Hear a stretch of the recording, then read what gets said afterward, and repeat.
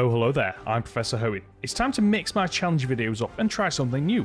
For those of you who follow much larger Pokemon Challenge YouTubers, you'll have heard of John Stone's Professor Oak Challenge series. Just to briefly cover what it is, you have to catch and register all possible mons in the Pokedex before each gym. This usually means tracking down rare Pokemon and plenty of grinding. But that got me thinking, what would the opposite of this look like? In this Reverse Oak Challenge, our mission is to see the least number of Pokemon before each gym and the least amount of Pokemon at the end of the game. I've chosen Let's Go EEVEE for my first attempt mainly because I can see and avoid Pokemon in the overworld, perfect for testing our first attempts at this type of challenge. So, what are the rules? We have to avoid as many Pokemon as we can before each gym.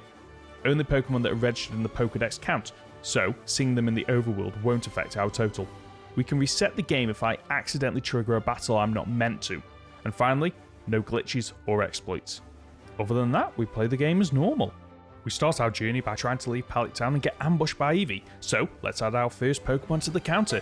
As this is the Reverse Oak Challenge, we reverse Eevee's name to Eevee. Oh. The story unfolds differently in the Let's Go remakes compared with the original games. We get the Pokedex much earlier and head through Route 1, avoiding all the wild Pokemon and the trainers, as I'm not sure what mons they have, and I don't want to run the risk of accidentally increasing my count. We help out the Martyr Assistant and return to the Professor, and it's only at this point in the game in the remakes that you have your first mandatory rival fight. He uses Pikachu, bringing our total to 2. We make our way back up Route 1 and are forced to battle youngster Joey, who wasn't here before. He uses a Rattata.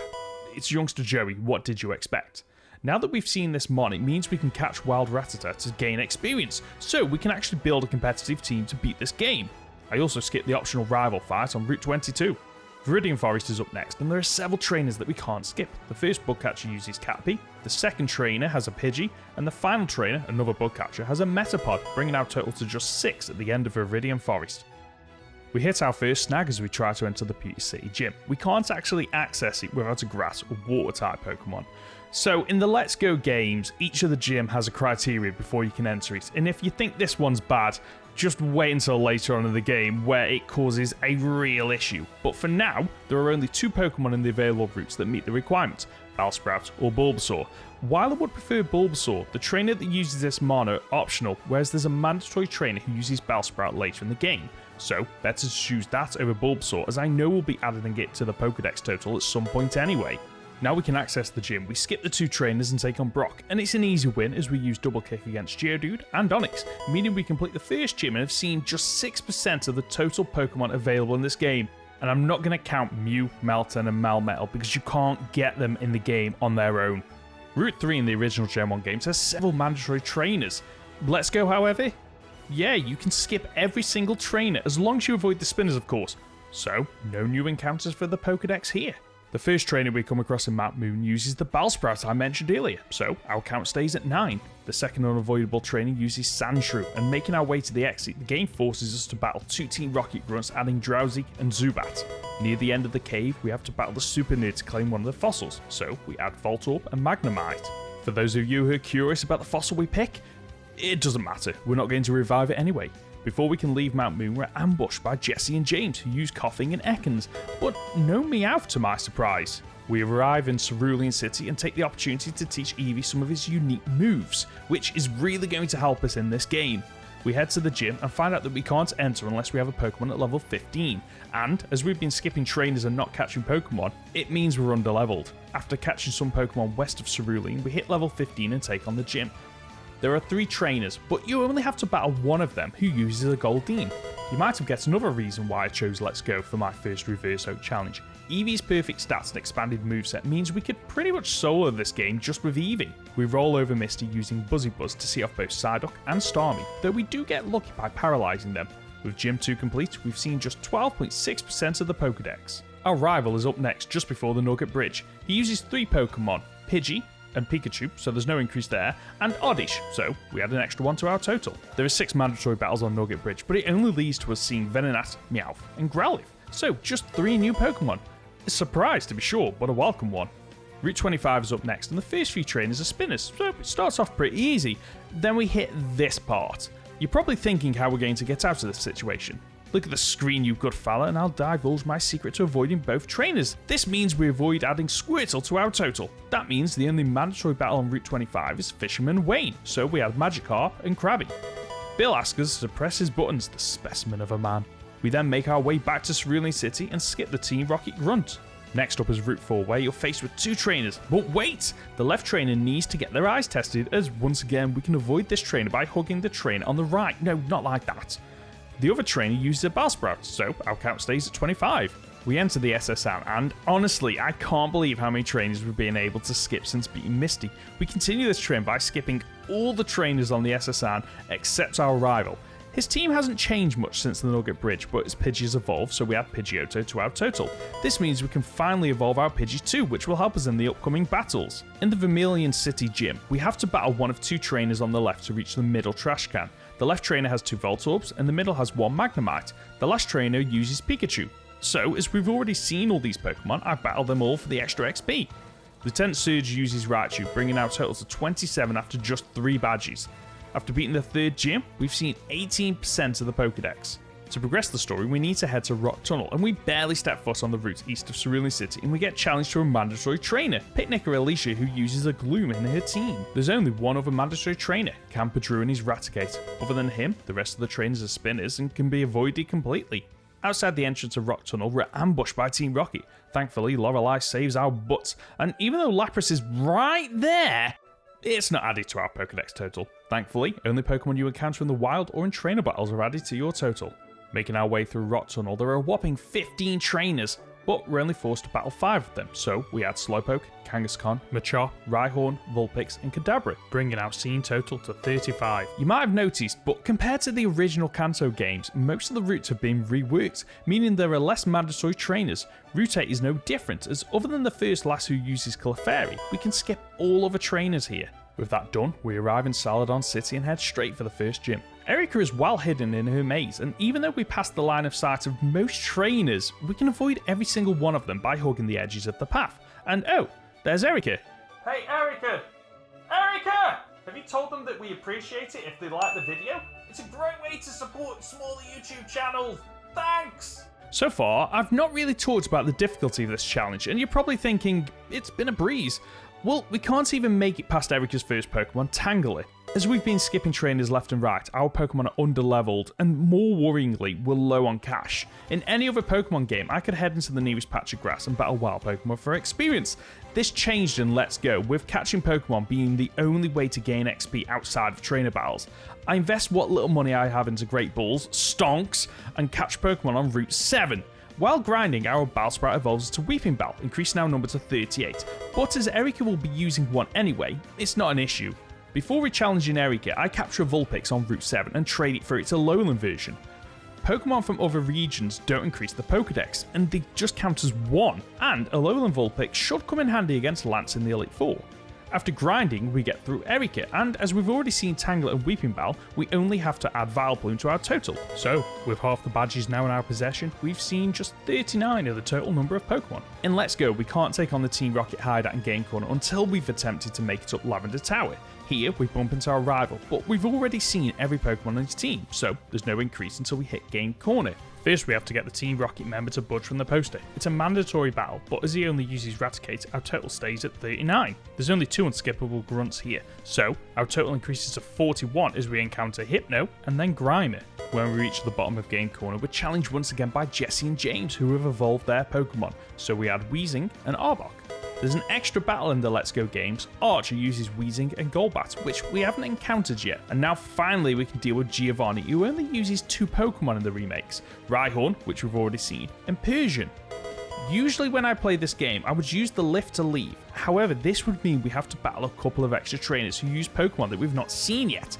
Well, did you know you can just head back through the spin tiles and avoid these extra battles? So, we managed to hightail it out of Game Corner without any further increases. And now back to Lavender Tower we go, where the only increase is Haunter, which is used by the 2 mandatory trainers we have to battle. With the tower cleared and Mr. Fuji safe, we increase our total to 47 by using the Poke Flute to wake up your mum. With Snorlax sorted, we can make our way to Fuchsia City. There are 2 ways to get there. However, the east side of the map, routes 12 to 15, would mean we have to battle a lot of trainers. So, better to head down Cycling Road. And wait, where's my Cycling Road, Game Freak?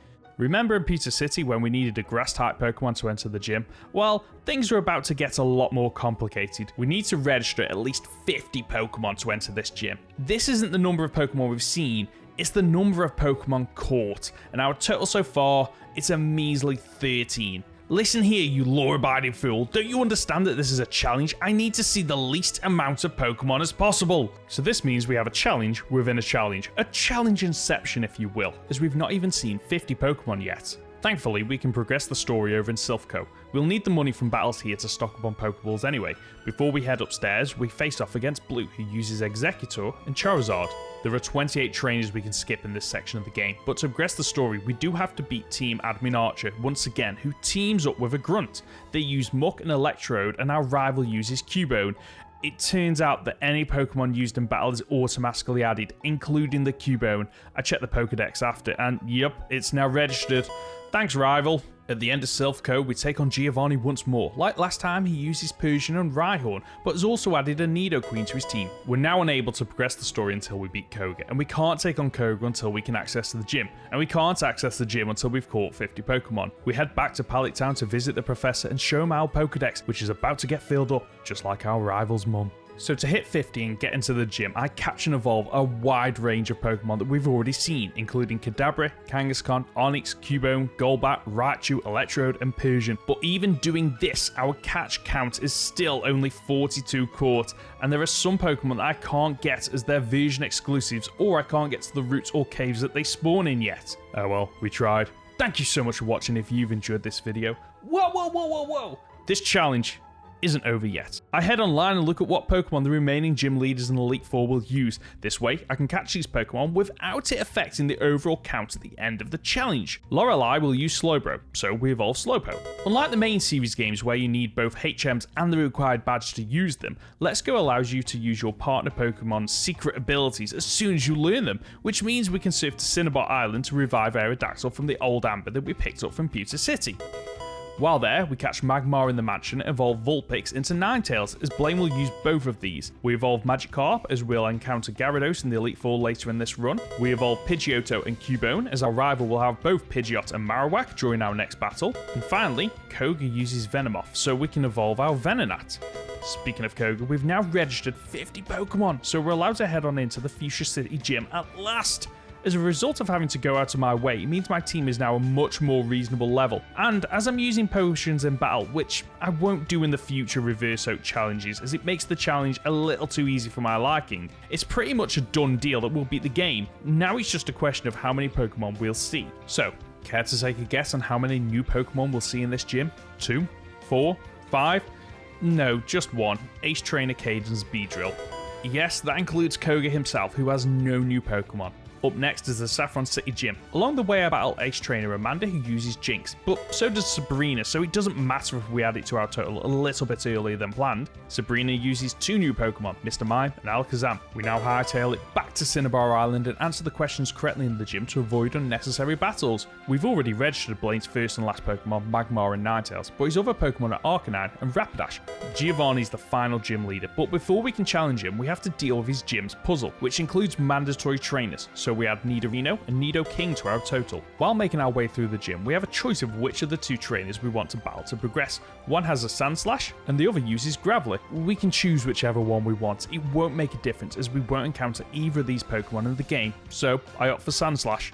Let's wrap up this gym and head for the Elite Four. Giovanni has evolved his Rhyhorn since we last fought, so we add Rhydon and Dugtrio. We bump into the rival on our way to Victory Road. He uses Pidgeot, Vileplume, Marowak and Raichu, all of which we've already seen. We progress through Victory Road where there are a few trainers we have no chance of avoiding. Trust me, I've tried, but even keeping close to the walls doesn't help here. Ace Trainer Naomi uses Venusaur, Alexa uses Dragonair, Hitmonchan and Wigglytuff, and as we approach the end there are 2 trainers blocking the way, but we only have to battle one of them. Colby has 4 Pokemon, but uses one Pokemon we haven't seen, Kingler. Instead, we take on Ace Trainer Caroline. She only has 3 Pokemon, Jinx, Arcanine, and Golbat, so no increase here either. The next mandatory trainer is Dawson in his sexy outfit. He uses Lickitung and Blastoise. And with that, we've hit the Elite Four with just 78 Pokemon seen. That's just over half the Pokedex. I expected it to be much higher. Before we jump into the Elite Four, Eevee looks into our eyes. Look at him. Look at him. And hit that subscribe button so you don't miss the next Reverse Oak Challenge where we'll be taking on Gen 2. It's now time for the Elite Four. Let's see what our final count is. First up is Lorelei, who adds Dugong, Cloyster, and Lapras to our total. Next is Bruno, who also adds 3 more, Poliwrath, Machamp, and Hitmonlee. Agatha is up next, but her only new Pokemon is Gengar. Lance is the final member of the Elite Four and adds a further 2 to our total count with Seadra and Dragonite. The final challenge is our rival, the Champion, who uses Pidgeot, Vileplume, Marowak, Rapidash, Slowbro, and Raichu, all of which we've already seen. So, in Pokemon Let's Go Eevee, the fewest number of Pokemon that can be seen while completing the game is 87, or 58% of the Pokedex. Not too bad at all. Thanks for watching. If you've enjoyed this video, then click here to watch another challenge video, or here to watch my full solo challenge playlist. For the next challenge video, I'll be attempting the Reverse Oak Challenge in the Johto region, and I hope to see you there. Until next time, remember to flex your inner geek. See ya!